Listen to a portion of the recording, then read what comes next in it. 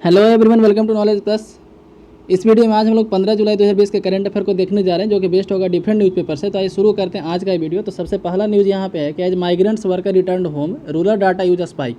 यानी कि migrant worker जो हैं घर पे जब रिटर्न हुए, मतलब कि अपने गाँव जब रिटर्न हुए हैं, तो रूरल डाटा, ग्रामीण क्षेत्र में जो डाटा यूज किया जाता है नेटवर्क कंपनीज का, वो स्पाइक, मतलब उसमें बढ़ोतरी देखा गया है। तो ऐसा क्यों देखो कि रूरल एरिया में अभी जो है पॉपुलेशन ज़्यादा हो चुका है, लोग शहर से छोड़ करके गाँव में आ चुके हैं। इस कारण से वहाँ पे फिर डाटा का यूज जो है उसमें बढ़ोतरी देखा गया। तो वहीं पे लिखा था consumption of mobile and broadband data in the rural India under the Bharat net scheme more than doubled in the 3 months from April to June comparison to the preceding 3 month January to March, है ना। जनवरी से मार्च की तुलना में देखा जाए तो अप्रैल से जून में जो डाटा का कंजम्पशन हुआ है वो दुगना हो गया है। डाटा कंजम्पशन अंदर Bharat net across the country in April June quarter was 5.52 lakh gigabyte, है ना। 5.52 लाख जीबी था, इतना डाटा खर्च हुआ था अप्रैल से जून में। जबकि पिछले महीने का देखा जाए, जनवरी से मार्च का देखा जाए, तो मात्र 2.47 लाख वहाँ पे खर्च हुआ था। तो ये डाटा है गवर्नमेंट के द्वारा निकाला गया है। तो ये था इस न्यूज़ से। इसका रीज़न आप क्लियरली जान सकते हैं कि लोग जो अभी गांव में आ चुके हैं शहर को छोड़ करके, तो उनको जो है वो लोग मतलब कि अपना टाइम पास के लिए नेट ज़्यादा यूज़ कर रहे हैं, क्योंकि पहले जिस टाइम में वो काम किया करते थे उस टाइम में वो घर पर बैठे हैं, है ना। इस कारण से तो रूरल डाटा की बढ़ोतरी हुआ, अर्बन का नहीं, ये भी ध्यान रखिएगा। आगे बढ़ते तो railway develop prototype coaches for safe travel. तो रेलवे के द्वारा प्रोटोटाइप मतलब डमी, मतलब उसका एक सैंपल एक तरह से बोल सकते हैं कि सैंपल कोच यहाँ पे तैयार किया गया कि यदि पोस्ट कोविड किस तरीके से ट्रेवल होने वाला है रेलवे में, तो वहाँ पे बनाया गया कि adapting to the post covid world the India railway has developed 2 prototype coaches that will allow commuter to travel in a safe and hygiene environment ensuring minimal contact. तो यहाँ पे देखा जाए कि मिनिमल कॉन्टैक्ट हो, जितना कम से कम कॉन्टैक्ट हो, जैसे टॉयलेट वगैरह पे या फिर बेसिन पे जितना, मतलब कि उसको जैसे बनाया गया है कि 2 coaches 1 AC and other non AC have been equipped. 2 coach ऐसा बनाया जिसमें फुट ऑपरेटेड वॉश मशीन है। वॉश मशीन जो है foot operated. Toilet with the air purifier has been modified to ionise the air, है ना। एयर प्यूरीफायर लगाया गया है टॉयलेट में। Ensuring a non conductive environment for germs growth said official. तो ऑफिसर के द्वारा ऐसा कहा गया है कि जो वहाँ पे जर्म्स न फैले, इस तरीके का इन्वायरमेंट बनाया गया है। द 2 लिंक हॉफमैन LBH जो कोच होता है, जो रेड कलर जो कोच जैसे राजधानी वगैरह में आप देखते हो, उसको बोलते हैं LBH कोच। उसका फुल होता है लिंक हॉफमैन बच, ठीक है। तो लिंक हॉफमैन बस जो कोच होता है तो होता है LBH कोच। और उसके अलावा एक होता है कि RCF कोच। यहाँ पे जैसे LBH कोच जो होता है ना, जो RCF कपूरथला के द्वारा बनाया गया, वहाँ पे वही कहा गया है कि इस तरीके से बनाया गया है कि वहाँ पे जो है मिनिमम कॉन्टैक्ट हो, ठीक है। हालांकि पैसेंजर के बारे में ऐसा कुछ नहीं है कि पैसेंजर ट्रेन में कैसे मिनिमम कॉन्टैक्ट हो। वहाँ पे तो लोग यात्री एक के ऊपर एक चढ़ करके ट्रैवल करते हैं, ऐसा बोल सकते हैं। वहाँ पे लात रखने का भी जगह नहीं होता है। तो रेलवे के द्वारा ऐसा कल दिखाया गया। इसका वीडियो भी आप सोशल मीडिया पे देख सकते हैं, फिर यूट्यूब पे भी सर्च कर सकते हैं। रेलवे के द्वारा जारी किया गया इस तरीके से कि वॉश मशीन जो है पैर से ऑपरेट किया जा रहा है। तो यहाँ पे दिखाया गया कि railway develop prototype coaches for safe travel, जब कोविड-19 खत्म हो जाएगा उसके बाद के लिए। Next, India EU summit likely today. तो ये 2-3 दिन से न्यूज़ में है। इंडिया और EU का जो समिट है आज होने वाला है।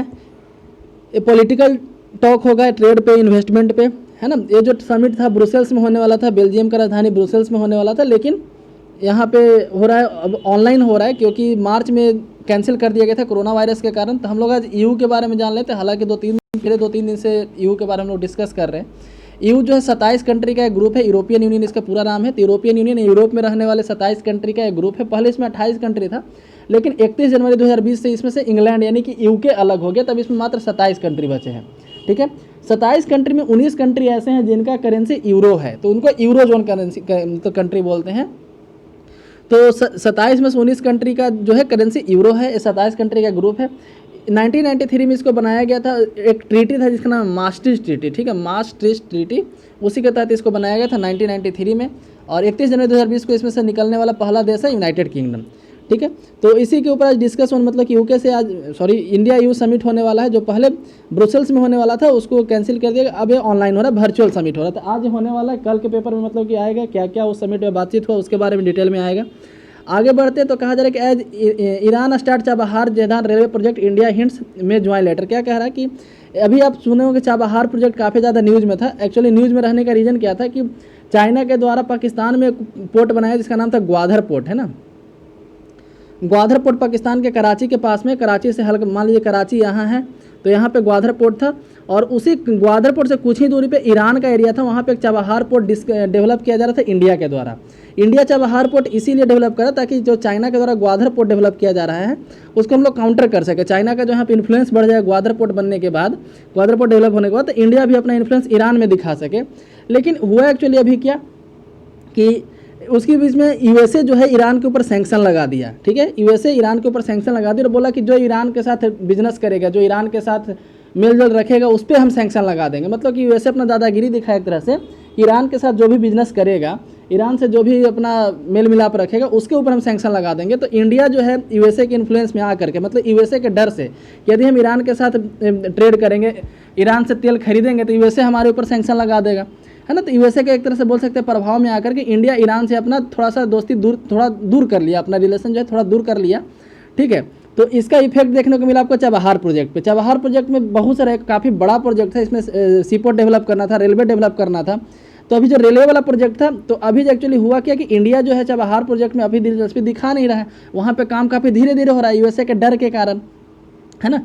तो ईरान कहा कि इंडिया काफ़ी धीरे धीरे काम कर रहा है, इसलिए जो रेलवे प्रोजेक्ट है हम चाइना के साथ मिलकर पूरा करने वाले हैं। जो पहले इंडिया के साथ पूरा होने वाला था वो चाइना के साथ होगा। चाइना जो है यूएसए के प्रभाव में ना आकर के वो फ्रीक्वेंटली मतलब कि ईरान से काम करवा रहा है अपना, ईरान के साथ वो बिजनेस कर रहा है ना। चाइना जो है मतलब यूएसए के सैंक्शन को नहीं मान रहा है यहाँ पे। तो चाइना के साथ रेलवे का प्रोजेक्ट वहाँ पे मतलब कि कल वहाँ पे साइन किया गया।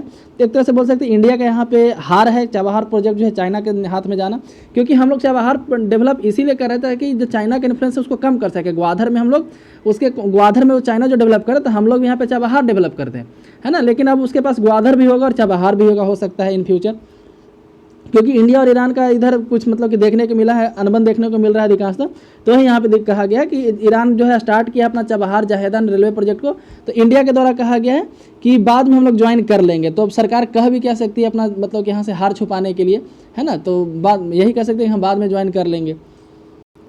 आगे पढ़ते हैं। तो language of railway sign board, जो रेलवे साइन बोर्ड होता है उसका लैंग्वेज क्या है। एक्चुअली न्यूज़ में क्यों आया, क्योंकि अभी आप रेलवे को देखते होंगे तो उस पर सबसे पहले हिंदी में लिखा होता है, फिर इंग्लिश में लिखा होता है, उसके बाद उर्दू में लिखा होता है। यदि आप दूसरे स्टेट में जाएंगे जहाँ पे हिंदी यूज नहीं होता है, तो वहाँ पे देखेंगे वहाँ का लोकल लैंग्वेज होता है, हिंदी होता है, इंग्लिश होता है और उर्दू भी होता है। ठीक है, तो यहाँ पे ऐसे देखने को मिलता है। फिर कहीं कहीं आप देखेंगे कि उर्दू नहीं भी होता है। ठीक है, तो ऐसा ही मतलब कि साउथ इंडिया में आप जाएंगे तो वहाँ पे आपको मतलब कि कहीं कहीं उर्दू मिलता है और कहीं कहीं नहीं मिलता है ना। ऐसे हम जहाँ तक हम केयर कर पाए हैं तो कहीं उर्दू होता है कहीं नहीं होता है। ठीक है, तो इस अभी ये न्यूज़ में क्यों आ गया कि उर्दू होता है कि नहीं होता है। एक्चुअली हुआ क्या कि बीजेपी के पार्टी मेंबर हैं, ठीक है, नेशनल वाइस प्रेसिडेंट है जिनका नाम विनय सहस्त्रबुद्धे, इनके द्वारा एक फोटो ट्वीट किया गया देहरादून के स्टेशन का। देहरादून के स्टेशन पे देखा कि साइन बोर्ड चेंज किया गया है, वहाँ पे उर्दू में नहीं लिखा गया बल्कि उर्दू में संस्कृत लिखा गया है। संस्कृत के मतलब कि हिंदी था, इंग्लिश था और संस्कृत था, और संस्कृत पे ज़्यादा एम्फेसाइज किया गया है कि मतलब कि बीजेपी के गवर्नमेंट में संस्कृत को बढ़ाया जा रहा है। ठीक है, ये दिखाने की कोशिश किया था, उर्दू को नेग्लेक्ट कर रहे, ये भी दिखाने की कोशिश किया गया था। तो वही यहाँ पे है कि on Monday morning BJP national vice president Vinay Sahasrabuddhe retweeted a handle, ठीक है, that had posted a picture purportedly और new sign board showing the name of Dehradun railway station written in Hindi, English and Sanskrit with the last having supposedly replace the Urdu name, है ना। तो कि Urdu name को replace करने के, और संस्कृत वहाँ पर लिखा गया था देहरादूनम।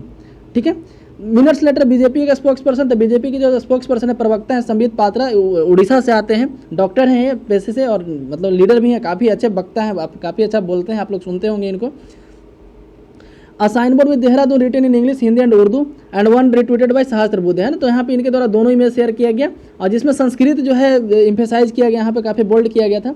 तो उसी के बाद चर्चा में आया, हालांकि रेलवे के बाद फिर ये क्लैरिफिकेशन आया रेलवे की तरफ से कि कोई साइन बोर्ड वहाँ चेंज नहीं किया गया, फोटो एडिटेड है या फिर कोई गलत मंशा के साथ इस तरीके से किया है।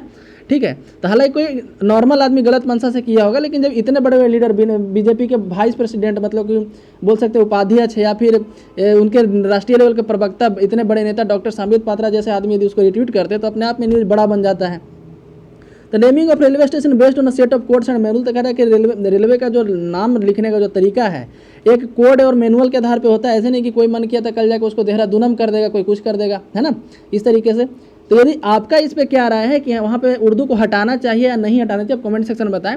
मेरा तो ये राय है कि उर्दू भी रहने देना चाहिए और संस्कृत भी रहने देना चाहिए। भाषाएं जो होती है, भाषा किसी एक धर्म को बिलोंग नहीं करती है। इसी पे भी हाल ही में डिस्कस हुआ था, आपको हम बताते हैं पंजाब में कंट्रोवर्सी क्या हुआ था कि पंजाब में उर्दू को जो है फॉरेन लैंग्वेज में डाल दिया गया था। मतलब कि वहाँ पे एक यूनिवर्सिटी था, यूनिवर्सिटी में जैसे देखते होंगे स्कूल ऑफ सोशल साइंस होता है, स्कूल ऑफ डिफरेंट, एक यूनिवर्सिटी में जो है डिफरेंट पढ़ाई के आधार पे स्कूल बांट दिया था कि school of science, school of social science, इस तरीके से। फिर स्कूल ऑफ सोशल साइंस के तहत डिफरेंट डिपार्टमेंट होते हैं, department of history, department of economics, department of geography, science वाले में आ जाते हैं डिपार्टमेंट ऑफ फिजिक्स। उसी तरह से एक था स्कूल ऑफ फॉरेन लैंग्वेज और उसमें एक था स्कूल ऑफ नेटिव लैंग्वेज, ठीक है। तो उर्दू को फॉरेन लैंग्वेज वाले में डाल दिया गया था, तो ये काफ़ी कंट्रोवर्शियल हुआ था। बाद में फिर यहाँ पे रिसर्च हुआ उसके ऊपर, पता चला कि उर्दू भी एक इंडियन लैंग्वेज है, और ये बात सही भी है कि उर्दू एक इंडियन लैंग्वेज है। और फिर उसको नेटिव लैंग्वेज वाले स्कूल में डाला गया, उस डिपार्टमेंट को नेटिव लैंग्वेज वाले में डाला गया। पंजाब का कंट्रोवर्सी हुआ था, करीब आई थिंक 6 महीना पहले ही हुआ था, ज़्यादा दिन भी पुराना नहीं हुआ है। आप यदि गूगल करेंगे तो आपको मिल जाएगा, ठीक है। तो मेरा तो विचार है कि ठीक है, संस्कृत यदि किसी को लिखने का मन है, उसको देहरादूनम लिखने का मन है तो ठीक है, यहाँ पे हिंदी लिख दो, इंग्लिश लिख दो, यहाँ पे संस्कृत लिख दो, यहाँ पे उर्दू लिख दो, ठीक है, इस तरीके से कर दिया जाए। लेकिन उर्दू को हटा करके संस्कृत को मत करो, ऐसा मतलब कि हर किसी को ऐसा सोचना चाहिए। हर किसी को अपने दूसरे भाषा का सम्मान करना चाहिए, और अपने भाषा का तो करना ही चाहिए, दूसरे भाषा की भी करनी चाहिए। सारी भाषाएं एक हैं, है ना, इस तरह से देख सकते हो। और उर्दू मान लीजिए कि ठीक है, वहाँ पे हटाना ही तो इंग्लिश को हटा दो, क्योंकि वो फॉरेन लैंग्वेज है। उर्दू जो है इंडियन लैंग्वेज है, इंडियन ओरिजिन में, इंडिया में वो जन्म लिया है लैंग्वेज। तो हम लोग क्यों मतलब संस्कृत उर्दू को क्यों हम लोग कर रहे हैं? कोई भाषा किसी एक धर्म या किसी एक जाति का नहीं होता, ये सोचना पड़ेगा, हर आदमी को सोचना पड़ेगा, तो हिंदू हो या मुस्लिम हो, इस तरीके से। तो यहाँ पे है कि how is the change of name formalise, तो नेम कैसे यहाँ पे फॉर्मुलाइज किया जाता है। रेलवे के द्वारा बताया कि व्हाइल इंडियन रेलवे में own the station it doesn't get involve in the business of naming it. क्या करे कि हालांकि इंडियन रेलवे जो है स्टेशन का मालिक होता है बोल सकते हैं, लेकिन उसके द्वारा नेमिंग का काम यहाँ पे नहीं किया जाता। This left to the discretion of the state government concern, वो जो स्टेट गवर्नमेंट वहाँ की होती है, इस वहाँ पे उसका नाम रखा जाता है। इसलिए देखे होंगे कि योगी जी के द्वारा चेंज किया गया था पंडित दीनदयाल उपाध्याय जंक्शन मुगलसराय को। When a state government want to change the name of a city and want to reflect a signboards including the railway station, it read to the Ministry of Home Affairs, the nodal ministry for such matter। तो क्या करें कि यदि state government चाहती है ऐसा काम करना, तो उसको क्या करना पड़ता है, सॉरी, उसको रेलवे मिनिस्ट्री को नहीं बल्कि मिनिस्ट्री ऑफ होम अफेयर्स को चिट्ठी लिखना पड़ता है कि हम इस स्टेशन का नाम चेंज करना चाहते हैं या फिर इस शहर का नाम चेंज करना चाहते हैं, ठीक है। जैसे आप देखेंगे इलाहाबाद को प्रयागराज किया गया था, लेकिन उसके लगभग 1 साल बाद जो है, 1 साल तक स्टेशन का नाम इलाहाबाद ही रहा था।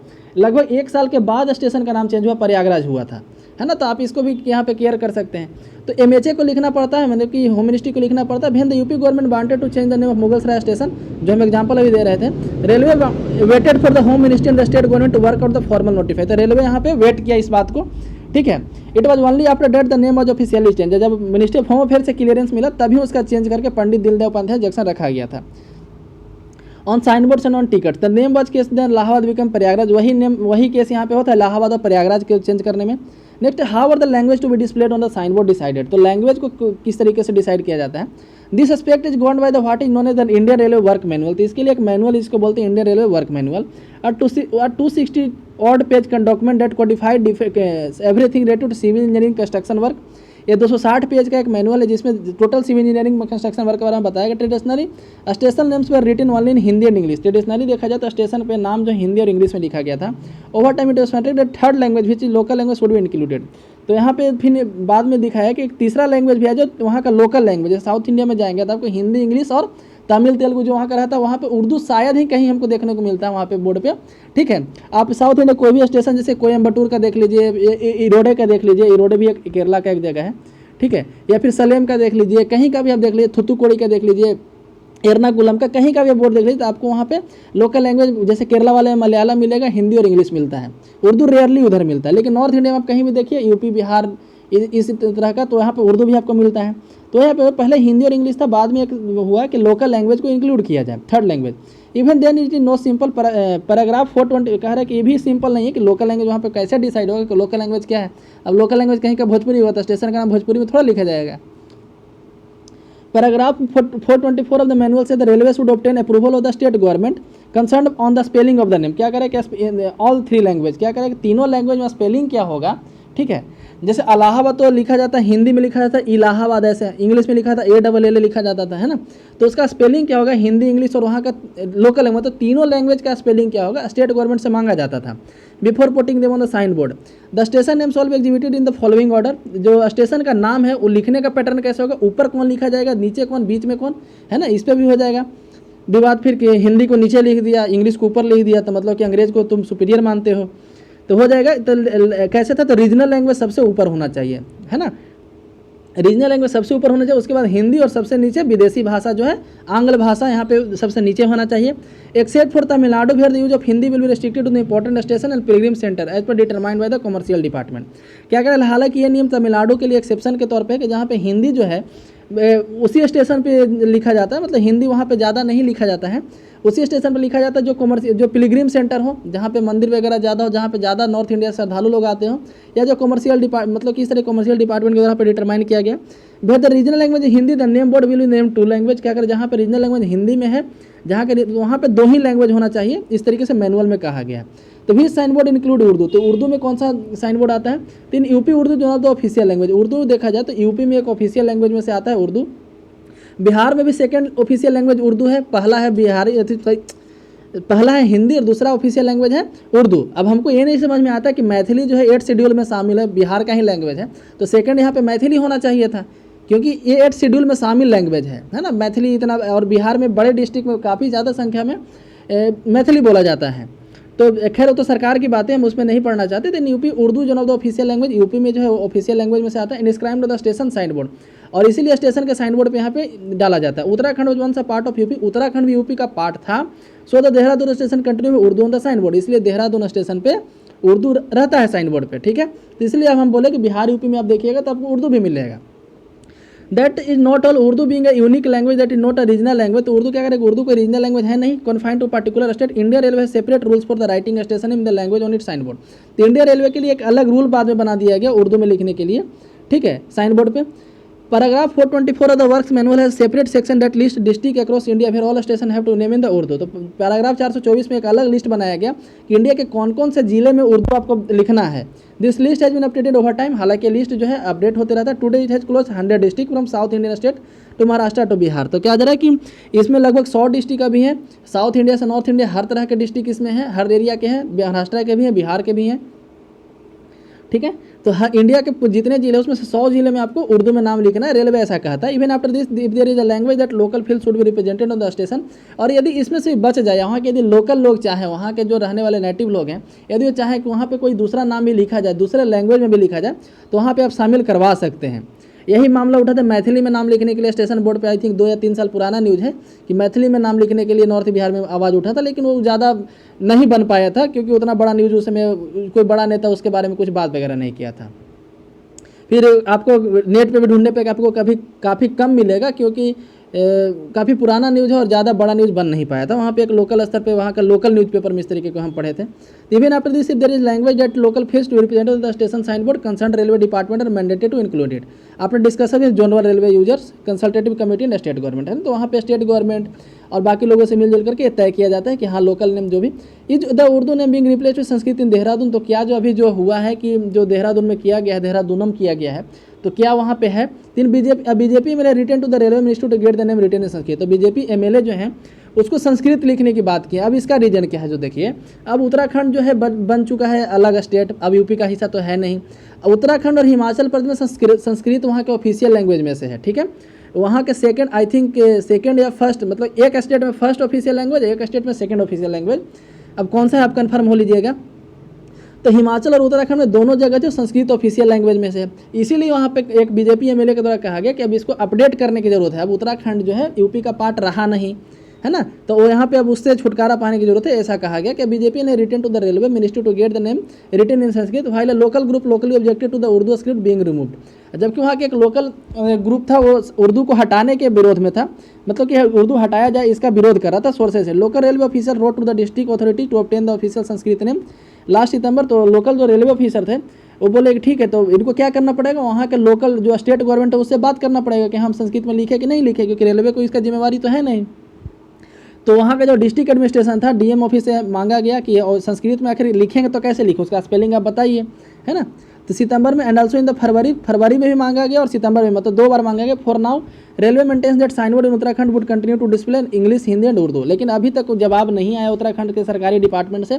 हो सकता है कि मामला इतना हाईलाइट हो चुका है तो अब आ जाए, ठीक है।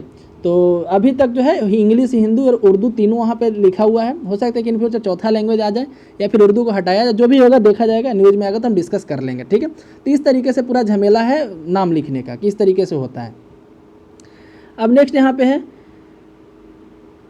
US reject China's claim in south China sea draw sharp review from Beijing. तो जैसे चाइना के द्वारा एक बनाया गया है साउथ चाइना सी जो है, वहाँ पे देखिए एक्चुअली होता क्या, पढ़े होंगे कि एक जहाँ पे भी वहाँ से मतलब कि जहाँ तक आदमी का ज़मीन होता है, किसी भी कंट्री का जहाँ तक ज़मीन है, वहाँ लैंड एरिया है, उससे कुछ दूर तक जो होता है उसका अपना होता है कुछ नॉटिकल माइल तक, उसके बाद होता है special economic zone, exclusive economic zone, इस तरीके से एक एरिया मिलता है उसको, है ना। टेरिटोरियल वाटर जिसको बोलते हैं, जैसे सब नज़दीक वाला 12 नॉटिकल माइल है तो टेरिटोरियल सी बोलते हैं, टेरिटोरियल सी, ठीक है। तो इस तरीके से अभी हम ज्योग्राफी को नहीं पढ़ाने वाले हैं, बस आपको हम इंडिकेशन देते हैं।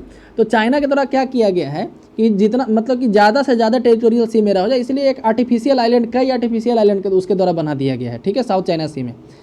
और हर जगह से काउंट करता है कि यहाँ से यहाँ तक मेरा हो गया, यहाँ भी एक बना दिया तो बोल दिया कि यहाँ भी मेरा हो गया। इस नाते साउथ चाइना सी मान लीजिए कि पूरा स्क्रीन के बराबर है, तो इतना दूर तो उसी का हो गया, तो इतना दूर इंटरनेशनल है। अब एक यहाँ पे भी बना देगा तो बोलेगा कि भी मेरा हो गया। इस तरीके से आर्टिफिशियल आइलैंड बना करके पूरे साउथ चाइना सी को कब जाना चाहता है। दूसरी बात, वहाँ पे कुछ नेचुरल आइलैंड भी हैं, तो जो है जो छोटे देशों को बिलोंग करते हैं, जैसे वियतनाम को बिलोंग करते हैं, लाओस को बिलोंग वियतनाम को बिलोंग करते हैं, जापान के साथ उनका जो है लड़ाई है ना आइलैंड को लेकर के। तो इस तरीके से बोलता है, मतलब दादागिरी दिखाना चाहता है साउथ चाइना सी में चाइना अपना, ठीक है। लेकिन यूएसए, इंडिया, ये सब जो कंट्री है इसको रिजेक्ट करते हैं। तो वही यहाँ पे न्यूज़ है कि US reject China's claim in south China Sea. South China Sea में जो क्लेम है चाइना का, यूएस उसको रिजेक्ट करता है।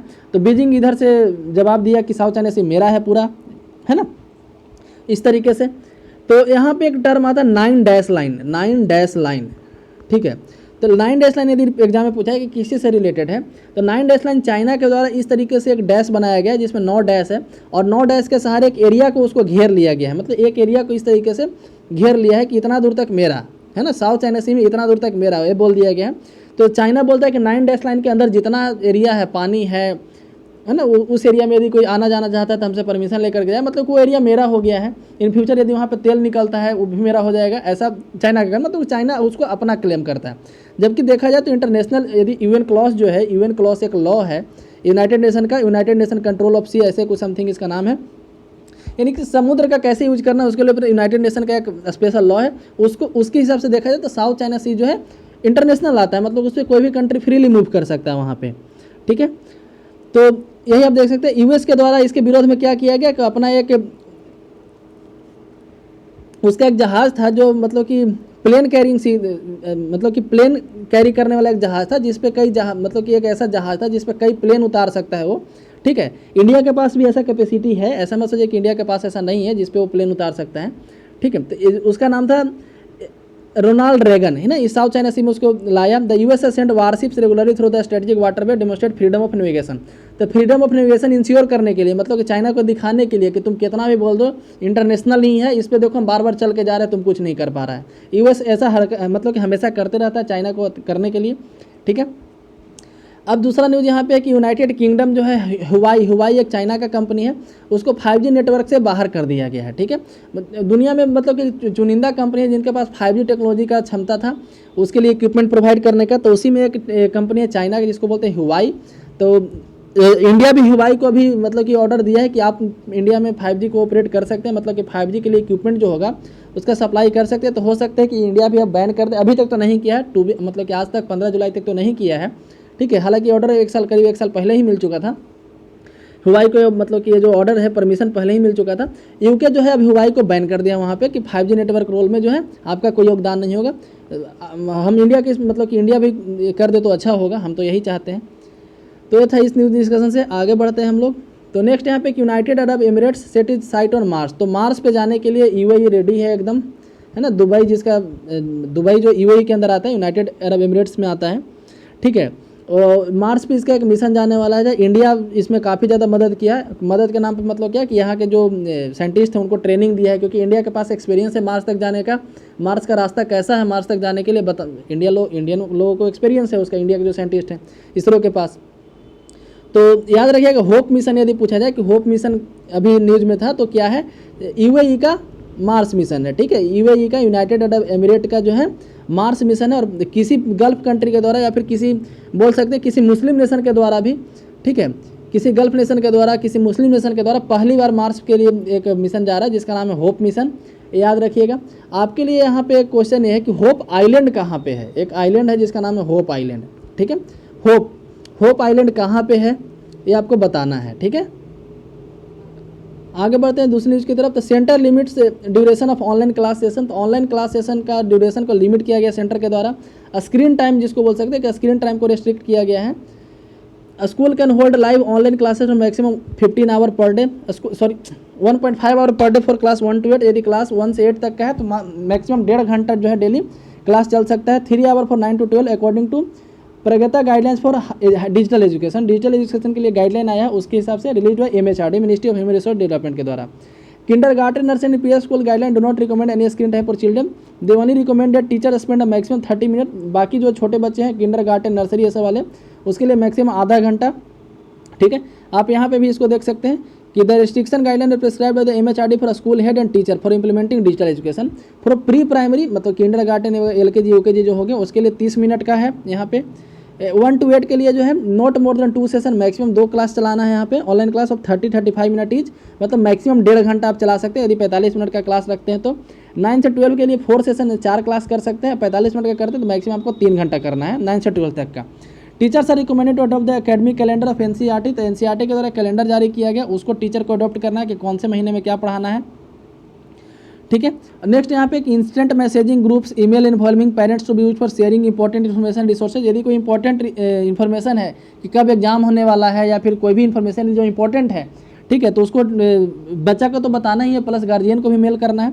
Teachers instructed to make the students aware of cyber bullying. Cyber bullying मतलब साइबर क्राइम स्टूडेंट के साथ ना हो, उनको डिजिटली एक्टिव करना, कहने का मतलब यही है। उसके अलावा ब्रेक लेना है 10 से 15 मिनट का between 2 consecutive classes are recommended, ठीक है। तो ये था इस न्यूज़ डिस्कशन से। आगे बढ़ते हैं दूसरी न्यूज़ की तरफ। तो नेक्स्ट है rangers guide 3 tigers of Kaziranga. तो क्या करा कि काजीरंगा से कुछ बाघ को बाहर ले जाए, क्योंकि काजीरंगा में हर साल बाढ़ आ जाता है, इस बार भी आ गया है, ठीक है। तो एक यहाँ पे डिमेरिट है कि टाइगर जो पाए जाते हैं काजीरंगा में वो तैर नहीं सकते, लेकिन बंगाल में जो टाइगर पाए जाते हैं वो अच्छे स्विमर होते हैं, हाई क्वालिटी वाले स्विमर होते हैं एकदम, ठीक है। रीज़न ये है कि बंगाल वाला इलाका सालों भर पानी में लगभग डूबा रहता है। जिस इलाके में पाया जाता है रॉयल बंगाल टाइगर, वो काफ़ी मार्सी इलाका है, दलदल वाला इलाका है, सुंदरबन का एरिया है, और वहाँ पे लगभग पानी पाया जाता है। इस कारण से वहाँ के इन्वायरमेंट में रहने के कारण अडेप्ट कर चुके हैं वो लोग, स्विमर होते हैं। बाघ नॉर्मली स्विम नहीं कर पाते, देख सकते हैं काजीरंगा का जो बाघ है वो स्विम नहीं कर पा रहा है। टाइगर ट्राइंग टू रीच है ना, वो स्विम करता था आसानी से हो जाता, उसको कोई टेंशन नहीं था, बाढ़ आ जाए आते रहे। तो tigers can feel helpless to wild life official and rescue workers at the Kaziranga national park. Kaziranga याद रखिएगा आसाम में है। To provide a safe passage for 3 tigers in less than 2 days, है ना, उनको सेफ रेस्क्यू कराना पड़ा है। 2 tigers swim out of Bagmari village on the outskirts of the western edge of KNP मतलब कि काजीरंगा नेशनल पार्क। 1 में directed of Karbi Anglong and rest safely. तो क्या कह रहा है कि जैसे बाघ को जो है यहाँ पे पहुंचाना पड़ रहा है सेफ जगह पे, ऐसा बोल सकते हैं। 95% एरिया पे फ्लड आ चुका है, काजीरंगा का 95% पार्क में फ्लड हो चुका है, ठीक है। आगे बढ़ते हैं दूसरी न्यूज़ की तरफ। तो यहाँ पे एक न्यूज़ है जो थोड़ा सा एग्जाम से हट करके हमको थोड़ा जुआ लगा, इसलिए हम यहाँ पे शेयर कर रहे हैं। ट्विंस स्कोर आइडेंटिटी, 2 यहाँ पे जुड़ी बहनें हैं, जुड़वा हैं, दोनों को सेम मार्क्स आया है, दोनों को 95.8 मार्क्स आया है, 95.8% मार्क्स आया है, और सेम मार्क्स 5 सब्जेक्ट में भी आया है। जैसे होता है ना कि ओवरऑल हो सकता है कि सेम हो गया, जितना इसको फिजिक्स में आया उतना भी उसको फिजिक्स में आया है, इंग्लिश में जितना उसको इतना इंग्लिश में आया है। इस तरीके से जितना हर एक सब्जेक्ट में जो इक्वल मार्क्स आया है, तो ये थोड़ा सा हमको अजूबा लगा, है ना। उन दोनों इंजीनियरिंग करने वाले, हो सकता है कि दोनों को सेम रैंक आ जाए और सेम ब्रांच में मिल जाए सेम कॉलेज में, मे बी। नेक्स्ट यहाँ पे ट्राई के बारे में, TRAI hold told to act against unregistered telemarketers. तो ट्राई यहाँ पे एक्चुअली है क्या, तो telecom regulatory authority of India, तो उसके बारे में लोग पढ़ लेते हैं। इसका काम क्या है, तो टेलीकॉम रेगुलेटरी नाम से पता चलता है, इंडिया के टेलीकॉम सेक्टर को रेगुलेट करता है, ठीक है। ट्राई के द्वारा रेगुलेशन किसका किया जाता है, कंट्रोल किया जाता है, तो टेलीकॉम सेक्टर का, ठीक है।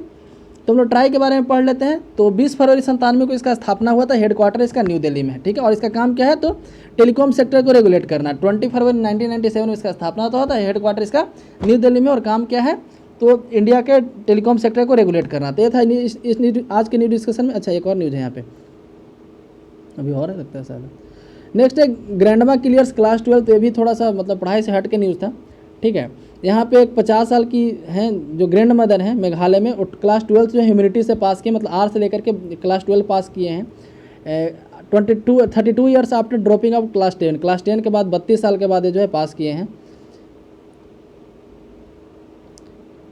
यहाँ पे ICMR कॉशन ऑफ इटोलिजुमाब एंड टोकिलीजुमाब, तो ये दो दवाई था जिसके बारे में आई थिंक 2-3 दिन पहले हम लोग डिस्कस भी किए थे। तो ICMR जो है इसके ऊपर कॉशन लगाया, मतलब कि ऐसा कोई एविडेंस कहा गया कि ऐसा कोई एविडेंस नहीं है, no evidence that drugs reduce mortality rate, ऐसा कोई एविडेंस नहीं है कि मोटिलिटी रेट को घटा देता है।